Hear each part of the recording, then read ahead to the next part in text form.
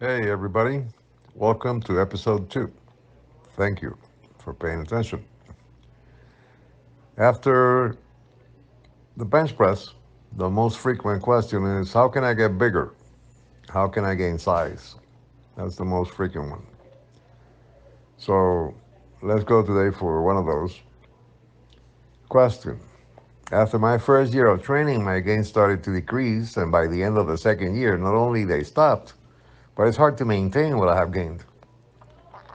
I sometimes get stronger, but the size is not only increasing, but sometimes I lose size.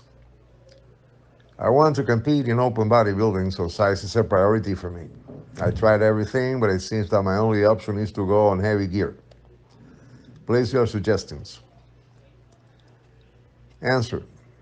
Before you even think about gear, let me tell you that it's very normal that in the first year you'll grow like 75% of your maximum and then stop right there. Matter of fact, we say you know what kind of genetics you have after the first year. The problem is that you have to learn to continue to stimulate new adaptations, and the body is learning to accommodate and remain the same. Many training systems of sets and reps are very good, but only for a small length of time. If we had to simplify the training for size, we can start to write down combinations of sets and reps and frequencies and intensities. Your body will adapt immediately and stop reacting to any stimulus of sets and reps. So what are we doing then? What are we going to do? Increase the amount of work we do in a given amount of time. Any system, frequency, volume, or training method will give you a great effect the first day. When you do it the first day only, then it will be useless. So to start the growth engine, ramp up workout density. Do more work in less time. That is known for many decades, and it is the way to go.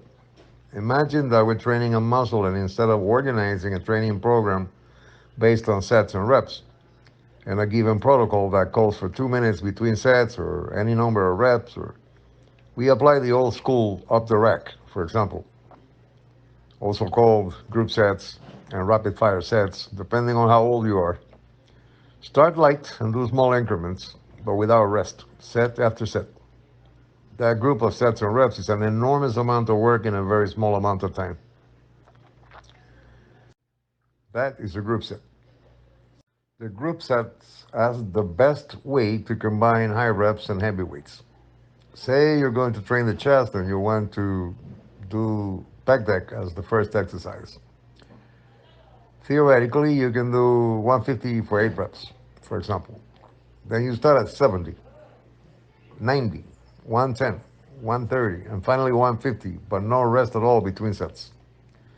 Then you take 2 minutes and then perform as many reps as you can, very strict, and repeat 4 sets of those with 10 seconds between sets.